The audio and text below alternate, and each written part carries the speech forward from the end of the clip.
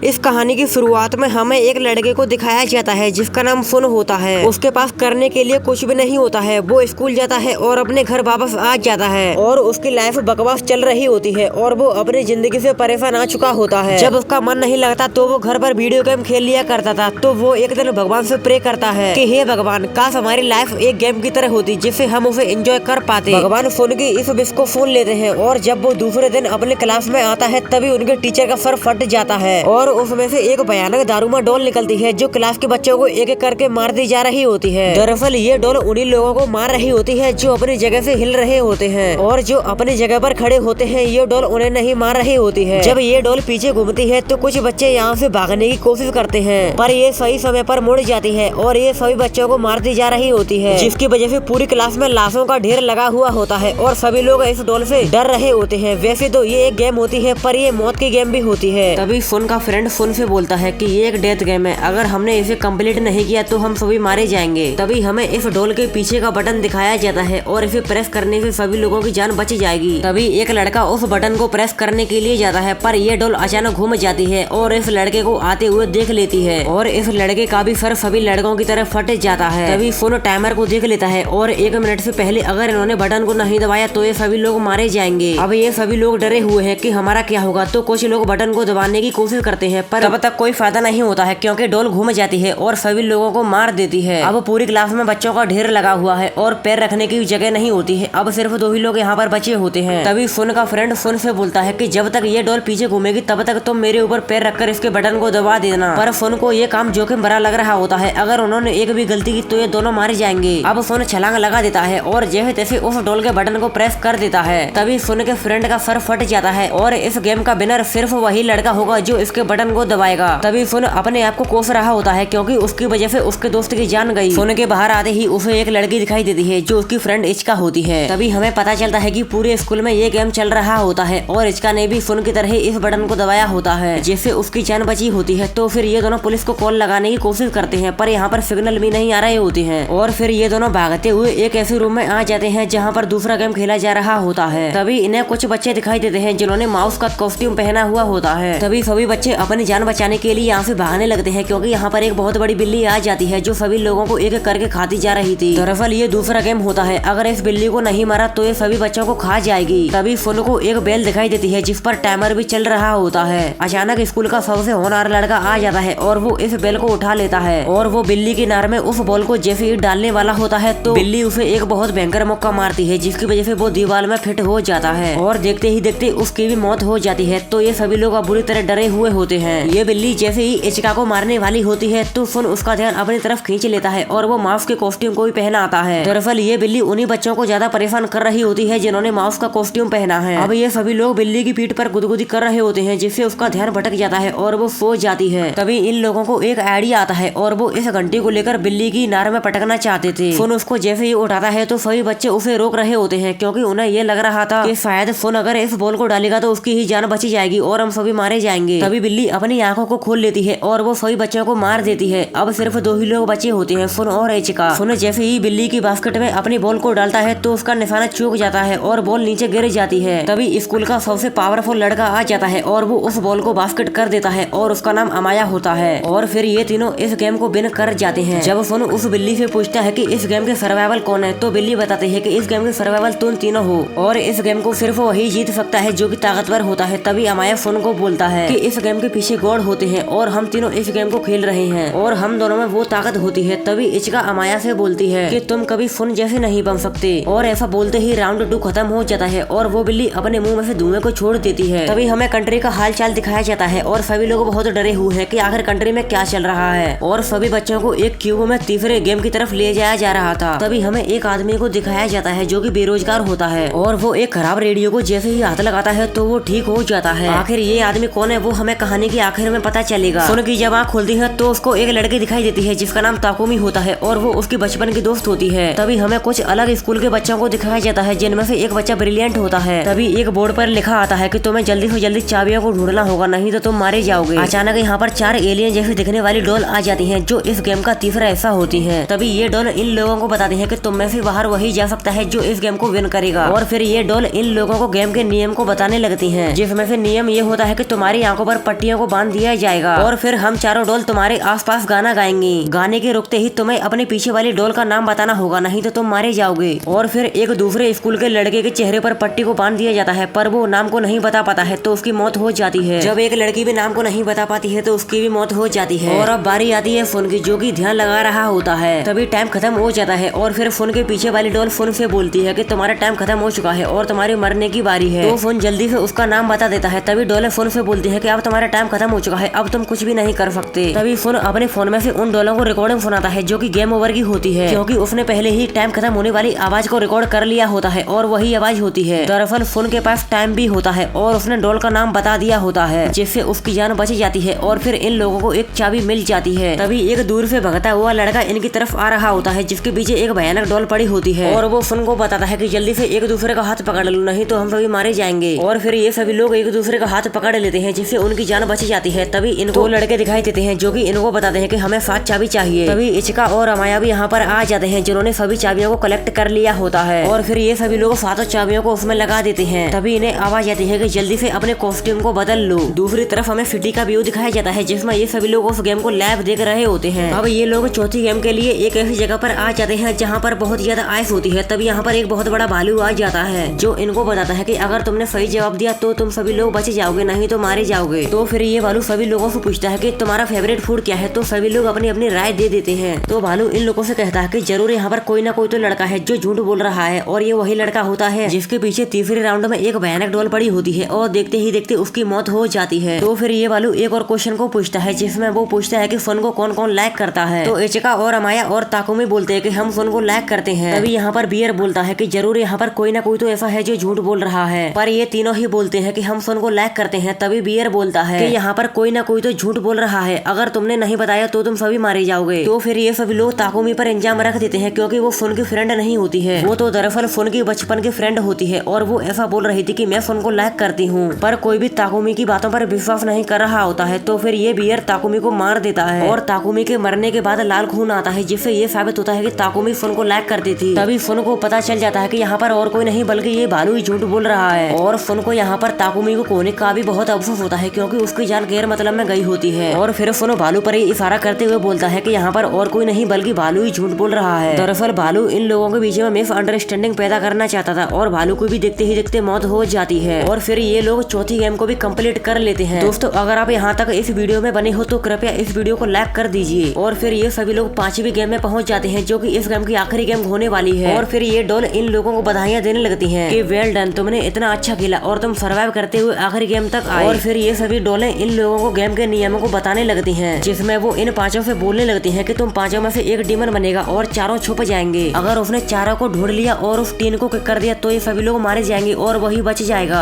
अगर डीमन ने किसी एक लड़के को नहीं ढूंढ पाया और डीमन से पहले उस लड़के ने उस 3 को किक कर दिया तो वो लड़का मारा जाएगा और ये चारों बच जाएंगे। मतलब अगर कोई चाहे तो वो अपनी जिंदगी दांव पर लगाकर चारों को जिता सकता है। तो फिर एक गिफ्ट की मदद से डीमन को सिलेक्ट कर लिया जाता है और वो डीमन होता है अमाया। तो अमाया जल्दी से उस 3 को अपनी जगह पर रख देता है और सभी लोगों को ढूंढने के लिए निकल जाता है। तो फिर सभी लोग अपने अपने जगह पर छुप जाते हैं, पर अमाया 2 लोगों को इजीली ढूंढ लेता है। अब सिर्फ इचिका और फुन ही बचे होते हैं। इचिका फुन की जान बचाने के लिए वो अमाया के सामने आ जाती है और सिर्फ अब फुन ही बचा होता है। तो फिर अमाया फुन से बोलता है कि अगर तुम बाहर भी नहीं आओगे तो मुझे कोई फर्क नहीं पड़ने वाला, क्योंकि मैंने ऑलरेडी 3 लोगों को ढूंढ लिया है। अब फुन को समझ में नहीं आता है कि वो क्या करे। अगर वो बाहर जाता तो अमाया उसको भी ढूंढ लेता है और चारों लोग मारे जाते। तभी इचिका फुन से बोलती है कि मुझे पता है कि तुम दिल की बहुत अच्छी हो, मगर तुम बाहर मत आना और तुम और अमाया इस गेम को विन कर जाओ, हम तीनों तो मारे जाएंगे। पर यहाँ पर फुन एक हैवी आर्मर पहनकर बाहर आ जाता है और अमाया फुन से बोलता है, क्या तुम मुझे इस आर्मर को पहनकर हराओगे? मुझे सिर्फ तुम्हारा नाम लेने की देरी है और तुम सभी मारे जाओगे। और फिर देखते ही देखते अमाया फुन के चेहरे को हटा देता है और उसका नाम लेने ही वाला होता है। तभी फुन अमाया पर हमला कर देता है और फिर उन दोनों के बीच एक भयंकर लड़ाई होती है और अमाया जैसे ही पानी में गिरने वाला होता है तो फुन अमाया को उसी हालत में छोड़ देता है और अपने आर्मर को उतार लेता है, जिसकी वजह से वो पूरा घायल हो चुका होता है। अमाया भी जैसे तैसे करके उस चेन को खोलने की कोशिश करता है और वो आखिरकार खोल ही जाती है। अब अमाया और फुन दोनों ही उस टिन को लात देने के लिए भागते हैं, पर फुन अमाया से पहले उस टिन को लात दे देता है। पर फुन को कुछ भी नहीं होता है, क्योंकि वो डॉल झूठ बोल रही होती है। वो तो बस देखना चाहती थी कि कौन इन सभी लोगों में से सच्चा है और किसका दिल ज्यादा बड़ा है, और वो फुन का होता है। और ये सभी लोग इस गेम को विन कर जाते हैं। अब पूरी गेम खत्म हो चुकी थी और अब फटाके फूट रहे होते हैं और इन्हें एक एक बर्फ खाने के लिए भी मिलती है। तभी ये डॉल इन लोगों को बताते हैं कि तुम अब अपने घर जा सकते हो। तभी फुन आइसक्रीम की स्टिक पर देखता है जिस पर लिखा होता है कि इस गेम को सिर्फ 2 ही लोग जीते हैं, फुन और अमाया, और जो बचे हुए लोग होते हैं वो मारे जाते हैं। और ये लास्ट गेम होता है गेम ऑफ लक, जिसमें सिर्फ फुन और अमाया ही जीते होते हैं। और यहीं पर इचिका की भी डेथ हो जाती है और ये मूवी यहीं खत्म हो जाती है।